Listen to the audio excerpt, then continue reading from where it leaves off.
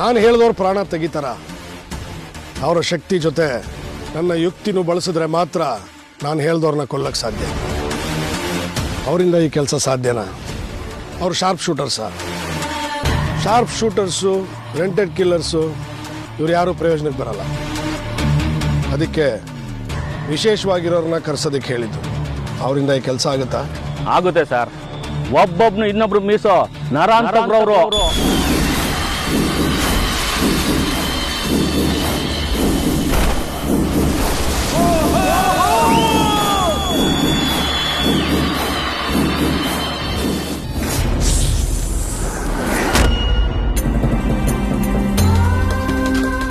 ನಾಗಮಾತ, ಸಿಹಿ ಸುದ್ದಿಯೊಂದಿಗೆ ಬಂದಿದ್ದೇನೆ. ನಿಮ್ಮ ಮಗ ಆದಿಶೇಷನ ಕುಡಿ ನನ್ನ ಹೊಟ್ಟೆಯೊಳಗೆ ಮೊಳಕೆ ಒಡೆದಿದೆ.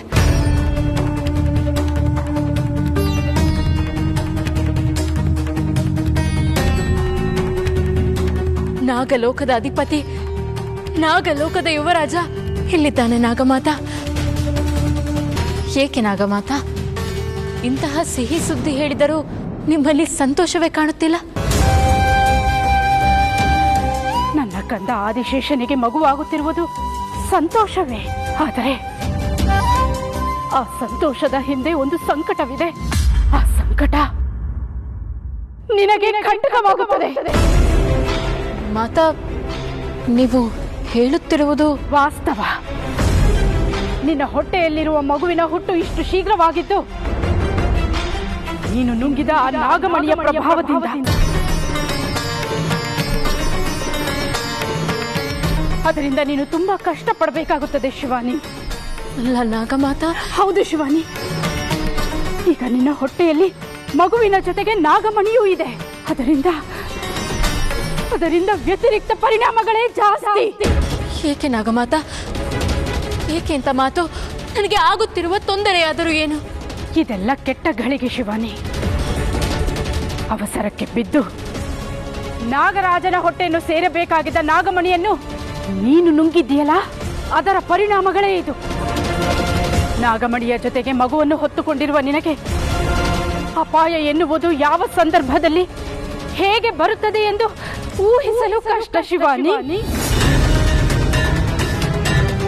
ಎಚ್ಚರ ಮಗಳೇ, ಈ ಕ್ಷಣದಿಂದ ಆದಿಶೇಷನ ರಕ್ಷಣೆ, ಮಗುವಿನ ಪಾಲನೆ, ನಾಗಮಣಿಯ ರಕ್ಷಣೆ ಅವೆಲ್ಲವುಗಳ ಜವಾಬ್ದಾರಿ ಈಗ ನಿನ್ನ ಮೇಲಿದೆ. ಈ ಹಂತದಲ್ಲಿ ನಿನಗೆ ಪ್ರಾಣಾಪಾಯ ಆದರೆ ನಿನ್ನ ಜೊತೆಗೆ ನಿನ್ನ ಹೊಟ್ಟೆಯಲ್ಲಿ ಬೆಳೆಯುತ್ತಿರುವ ಮಗು, ಆದಿಶೇಷ, ನಾಗಮಣಿ ಎಲ್ಲವೂ ನಾಶವಾಗುತ್ತದೆ. ಶತ್ರುಗಳ ಕಣ್ಣು ನಿನ್ನ ಮೇಲೆ ಬಿದ್ದಿದೆ. ನೀನು ಎಷ್ಟೇ ಶಕ್ತಿವಂತೆ ಆದರೂ ಆ ದುಷ್ಟ ಮನುಷ್ಯರ ಮೋಸದಾಟಕ್ಕೆ ನೀನು ಬಲಿಯಾಗ್ತೀಯ. ಎಚ್ಚರ.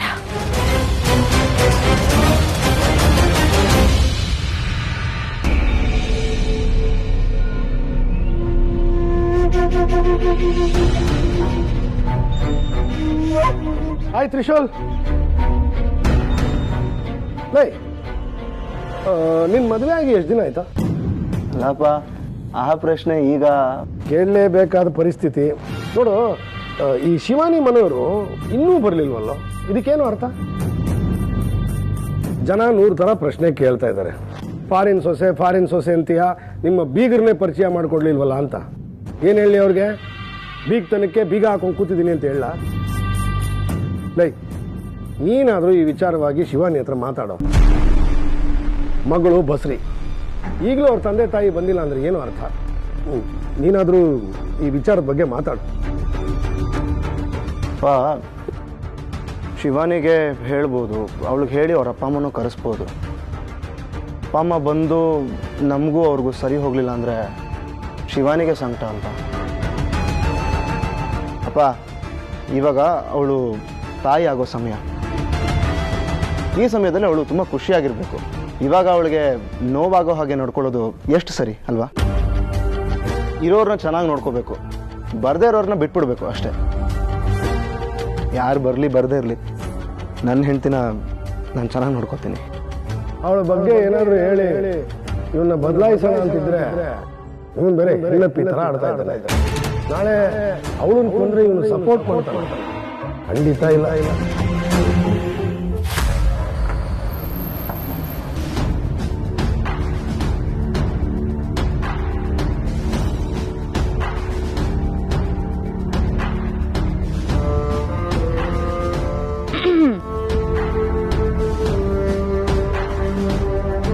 ಹಲೋ ರೀನಾ, ನೀನಾ? ನಾನೇ. ಅಲ್ಲ ಸರ್, ಕಾರ್ ಹಾರನ್ ಅಸಲ ಮಾಡಿದ್ರು ಕೇಳಿಸ್ದಂಗೆ ಕೂತಿದ್ದೀರಲ್ಲ. ಹಾ ಕರೆಕ್ಟು. ನಾನು ಹೇಳಿದ್ದೇನು, ನೀವು ಮಾಡಿದ್ದೇನು? ಅಲ್ಲ, ನಮ್ಮನೆ ಪೂಜೆ ಕರ್ಕೊಂಡೋಗಿ ನಮ್ಮ ಅಣ್ಣಂಗೆ ಪರಿಚಯ ಮಾಡಿಸಿ ಪೂಜೆ ಮುಗಿದ್ಮೇಲೆ ಅಣ್ಣನ ಹತ್ರ ಮಾತಾಡ್ಸೋಣ ಅಂತ ನಾನು ಯೋಚನೆ ಮಾಡಿದ್ರೆ ಆ ಸ್ವಾಮಿ ಪತ್ತೇನೇ ಇಲ್ಲ.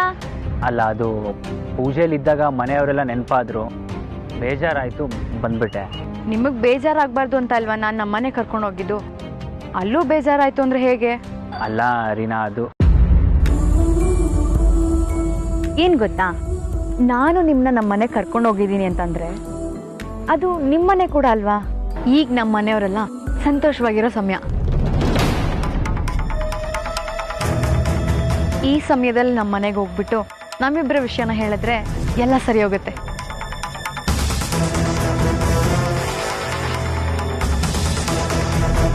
ತಗೋ ತಿನ್ನು. ಅಲ್ಲ, ಸ್ವೀಟ್?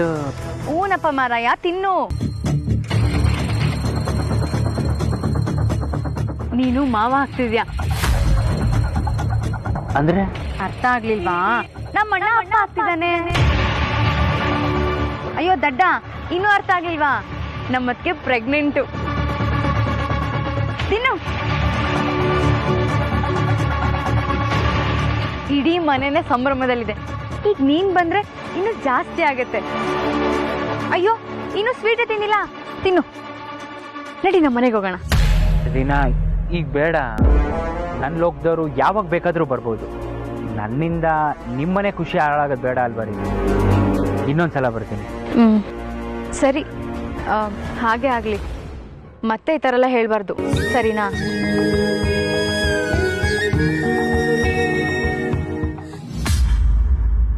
ನಮಗೆ ಮಗು ಆಗುತ್ತೆ ಅಂತ ನಿನಗನ್ಸುತ್ತಾ? ಅವತ್ತು ನಮಗಾಗೋ ಮಗುವಿನ ಬಗ್ಗೆ ಒಂದಷ್ಟು ಮಾತಾಡ್ಕೊಂಡಿದ್ವಿ ಅಲ್ವಾ? ತ್ರಿಶೂಲ್, ಏನು ಯೋಚನೆ ಮಾಡ್ತಿದ್ಯಾ? ಏನಿಲ್ಲ, ಏನೇನೋ ಕೇಳಬೇಕು ಅಂತ ಅನಿಸ್ತಾ ಇದೆ, ಆದರೆ ಹೇಗೆ ಕೇಳೋದು ಗೊತ್ತಾಗ್ತಾ ಇಲ್ಲ. ಯಾವಾಗಲ ಕೇಳು ತ್ರಿಶೂಲ್. ನನ್ನ ಜೀವನದ ಮುಖ್ಯವಾದ ಘಟನೆಗಳೇ ನನಗೆ ನೆನಪಾಗ್ತಲ್ವಲ್ಲ ಶಿವಾನಿ?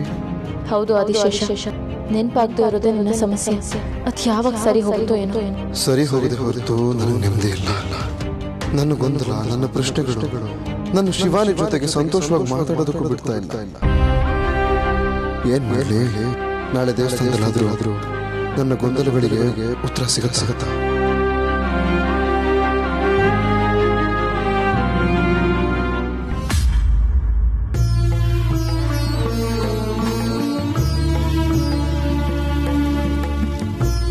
ದೇವ್ರೆ, ಯಾಕೆ ಗೊಂದಲಗಳು ಪರಿಹಾರ ಆಗದೆ ಮುಂದಕ್ಕೆ ಹೋಗ್ತಾ ಇದೆ? ಇವತ್ತು ಮನೆ ದೇವರ ಪೂಜೆಗೆ ಹೋಗ್ತಾ ಇದ್ದೀವಿ. ಅಲ್ಲಾದ್ರೂ ನನ್ನ ಪ್ರಶ್ನೆಗಳಿಗೆ ಉತ್ತರ ಸಿಗುತ್ತಾ? ಎಲ್ಲದಕ್ಕೂ ಪರಿಹಾರ. ಇವತ್ತು ತ್ರಿಶೂಲ್ಗೆ ಪೂರ್ವ ಜನ್ಮದ ಎಲ್ಲ ನೆನಪುಗಳು ಬರೋ ಹಾಗೆ ಮಾಡೋದೇವೆ. ಆ ನೆನಪುಗಳಿಗೆ ಮಾತ್ರ ಎಲ್ಲ ಸರಿ ಮಾಡೋಕೆ ಸಾಧ್ಯ.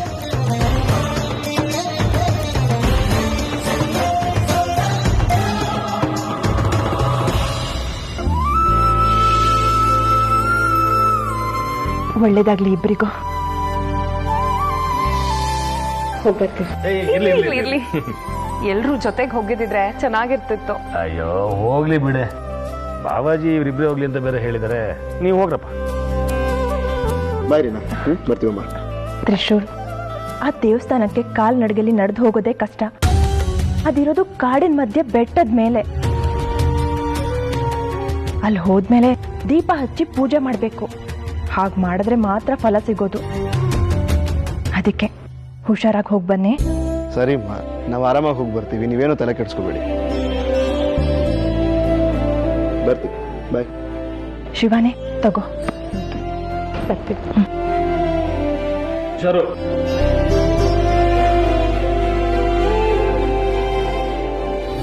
ಇದು ನಾನು ನೇರವಾಗಿ ಮಾಡೋಕ್ಕಾಗ್ದಿರೋ ಕೆಲಸ, ಅದಕ್ಕೆ ನಿನಗೆ ಡೀಲ್ ಒಪ್ಪಿಸ್ತಾ ಇದ್ದೀನಿ. ಅವರು ಯಾವ ಊರಿನವರೇ ಆಗಿರಲಿ, ಅವರಿಂದ ಕೆಲಸ ಆಗುತ್ತಾ? ನಾನು ಹೇಳಿದವ್ರು ಪ್ರಾಣ ತೆಗಿತಾರ? ಅವರ ಶಕ್ತಿ ಜೊತೆ ನನ್ನ ಯುಕ್ತಿನೂ ಬಳಸಿದ್ರೆ ಮಾತ್ರ ನಾನು ಹೇಳ್ದವ್ರನ್ನ ಕೊಲ್ಲಕ್ಕೆ ಸಾಧ್ಯ. ಅವರಿಂದ ಈ ಕೆಲಸ ಸಾಧ್ಯನಾ? ಅವರು ಶಾರ್ಪ್ ಶೂಟರ್ಸು, ರೆಂಟೆಡ್ ಕಿಲ್ಲರ್ಸು, ಇವ್ರು ಯಾರೂ ಪ್ರಯೋಜನಕ್ಕೆ ಬರಲ್ಲ. ಅದಕ್ಕೆ ವಿಶೇಷವಾಗಿರೋರನ್ನ ಕರ್ಸೋದಕ್ಕೆ ಹೇಳಿದ್ದು. ಅವರಿಂದ ಈ ಕೆಲಸ ಆಗುತ್ತಾ? ಆಗುತ್ತೆ ಸರ್. ಒಬ್ಬೊಬ್ನು ಇನ್ನೊಬ್ರು ಮೀಸೋ ನರ ಅಂತವ್ರವ್ರು.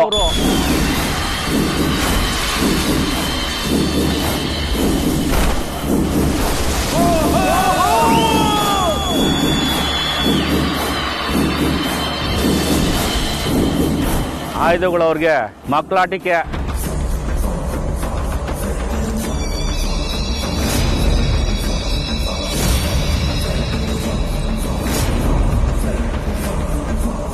ಅವರು ನೋಡಕ್ ಮಾತ್ರ ಮನ್ಸರು, ಕೊಲ್ಲಕ್ ಬಂದಾಗ ಪ್ರಾಣಿಗಳ ತರ ಓಡ್ತಾರೆ.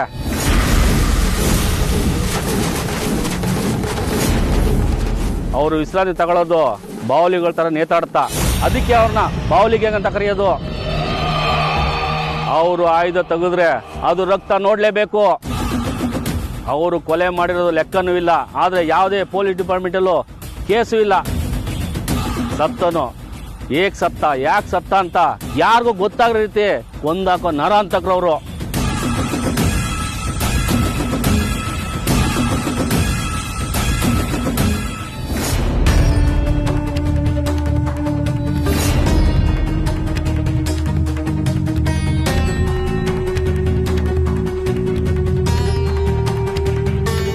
ನಮಗೆ ಮಗು ಆಗ್ತದೆ ಅಂತ ಮನೇಲಿ ಎಲ್ಲರೂ ಸಂತೋಷವಾಗಿದ್ದಾರೆ. ಆದ್ರೆ ಎಷ್ಟೇ ಪ್ರಯತ್ನ ಪಟ್ಟರು ನನಗೆ ಯಾಕೆ ಸಂತೋಷ ಆಗ್ತಾ ಇಲ್ಲ? ಜೈ ಭೋಲೆನಾಥ್.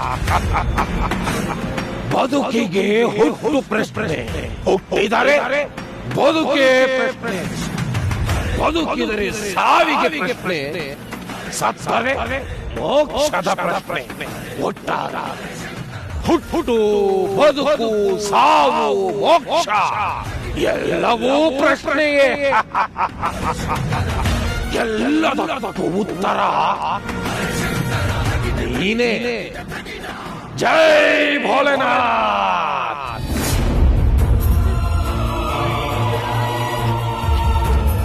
ನಿನ್ ಗೊಂದಲ ನನಗೆ ಅರ್ಥ ಆಗುತ್ತೆ ತ್ರಿಶೂಲ್. ಪೂರ್ವ ಜನ್ಮ ಮತ್ತು ಪುನರ್ಜನ್ಮಗಳ ಮಧ್ಯೆ ನಿನ್ನ ಯೋಚನೆ. ಎಲ್ಲೂ ಹೋಗೋಕಾಗದೆ, ಎಲ್ಲೂ ನಿಲ್ಲಕ್ಕಾಗದೆ ಗೊತ್ತಾಡ್ತಾ ಇದೆ ಅಂತ ನನಗೆ ಅರ್ಥ ಆಗುತ್ತೆ ತ್ರಿಶೂಲ್.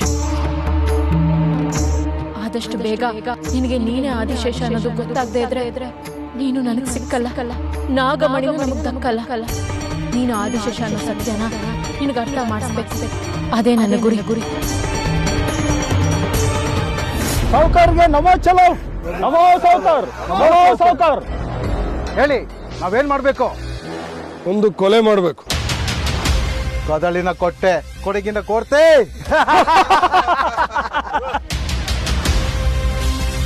ನಿಲ್ಸಿ, ಯಾಕೆ ನಗ್ತಾ ಇದ್ದೀರಾ? ಸರ್, ನಾವು ಕೊಲೆ ಬಿಟ್ಟು ಬೇರೆ ಏನು ಮಾಡಲ್ಲ ಸರ್. ಹೇಳಿ ಸಾವುಕಾರ್, ಯಾರನ್ನ ಕೊಲ್ಬೇಕು? ನನ್ನ ಸೊಸೆ ಮಗ ದೇವಸ್ಥಾನಕ್ಕೆ ಅಂತ ಬರ್ತಾರೆ.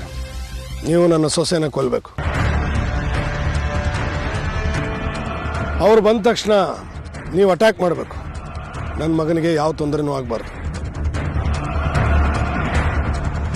ನನ್ನ ಮಗನಿಗೆ ಯಾವ ಅನುಮಾನನೂ ಬರದೇ ಇದ್ದ ಹಾಗೆ ನನ್ನ ಸೊಸೆನ ಸಾಯಿಸಬೇಕು. ಕುಂದು ಮಾದ್ರ, ಕುಮ್ರಾ ಮಾದ್ರ. ಸರ್, ಇದು ನಮಗೆ ತುಂಬಾ ಚಿಕ್ಕ ಕೆಲಸ. ಕೇಳಕ್ಕೆ ಇದು ಚಿಕ್ಕ ಕೆಲಸ, ಆದ್ರೆ ಮಾಡಕ್ ನಿಂತಾಗ ಇದು ದೊಡ್ಡ ಕೆಲಸ, ಭಯಾನಕ ಕೆಲಸ ಅನ್ನೋದು ನಿಮಗೆ ಗೊತ್ತಾಗುತ್ತೆ. ಸರ್, ನಮ್ಮ ಮಾತಾಡ್ ನೋಡಿ, ಒಂದ್ಸಲ ಬೀಸಿದ್ರೆ ಕೂತ್ಗೆ ಮೇಲೆ ತಲೆ ಇರಲ್ಲ, ನೆಲದ ಮೇಲೆ ಬಿದ್ದಿರುತ್ತೆ.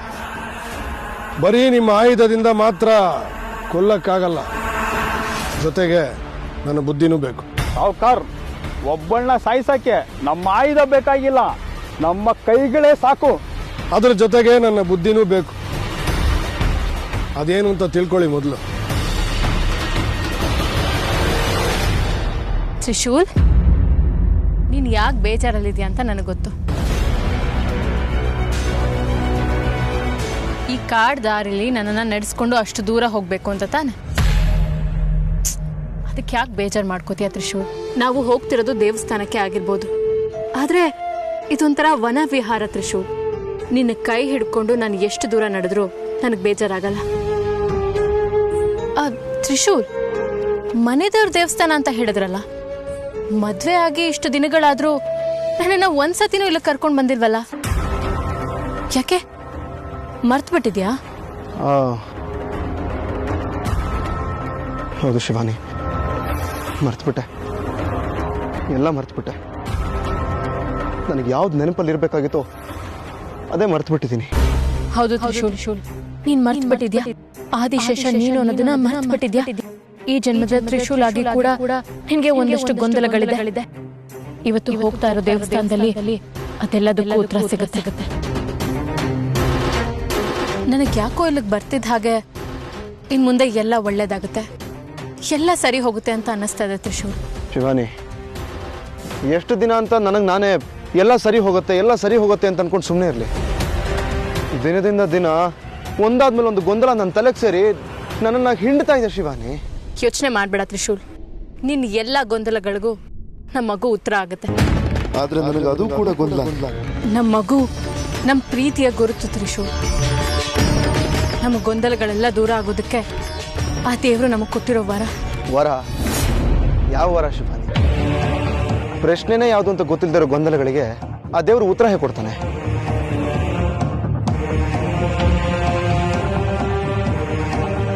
ನಿಮ್ಮ ಆಯುಧ, ನಿಮ್ಮ ಬಲ, ನಿಮ್ಮ ಧೈರ್ಯದಿಂದನೇ ಕೊಲ್ಲಬೇಕು. ಆದ್ರೆ ನಾನು ಹೇಳೋ ಉಪಾಯನೂ ಸ್ವಲ್ಪ ಬಳಸ್ಕೊಳ್ಳಿ ಅಂತ ಅಷ್ಟೇ ಹೇಳ್ತಾ ಇರೋದು. ಏನ್ ಹೇಳಿ? ನಿಮ್ ಜೊತೆ 4 ಜನ ಸಹಾಯಕ್ಕೆ ಬರ್ತಾರೆ. ಅವ್ರ ಬುದ್ಧಿಯಿಂದನೇ ಕೆಲಸ ಮಾಡ್ತಾರೆ.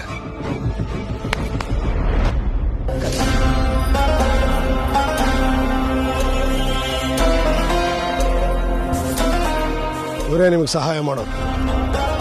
ಬೋಲೋ ಗಟ್ಟಿ ಪಾಂಬು ಪಿಣಿಯೋ ಪಣೆ ಪಣೆ.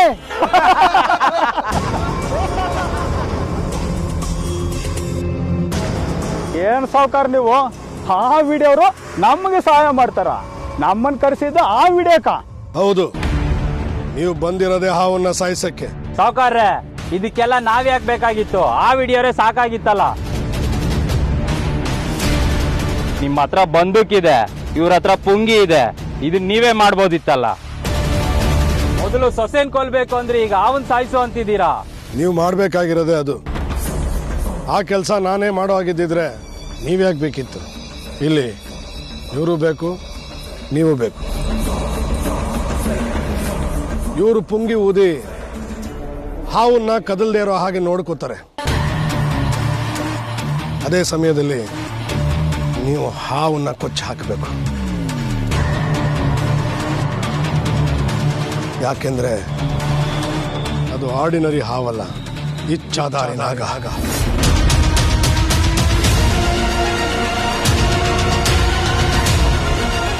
ಮನುಷ್ಯರಂತೆ ರೂಪ ಬದಲಾಯಿಸೋ ಶಕ್ತಿ ಇರೋ ನಾಗ, ದೇವನಾಗ. ಸಾವುಕಾರ್, ತಮಾಷಿ, ಪಾಂಬು ಮನುಷ್ಯ ಪಾಂಬು. ಯಾವ ಸಿನಿಮಾ ನೋಡ್ಕೊಂಡ್ ಬಂದ್ ಕಥೆ ಹೇಳ್ತಾ ಇದೀರ ಸಾವುಕಾರ್ರೆ? ಹಾವು ಮನುಷ್ಯ ರೂಪಕ್ಕೆ ಬದಲಾಗತ್ತಂತೆ. ಇದೆಲ್ಲ ನಮ್ಮ ಮಕ್ಕಳು ಕೂಡ ನಮ್ಮಲ್ಲ. ಹೌದಾ? ಹಾಗಾದ್ರೆ ನನ್ನ ಮುಖ ನೋಡಿ. ಈಗ ನೀನೇ ನಂಬ್ತೀಯ? ನನ್ನ ಮುಖ ನೋಡು, ನನ್ನ ಕಣ್ಣು ನೋಡು.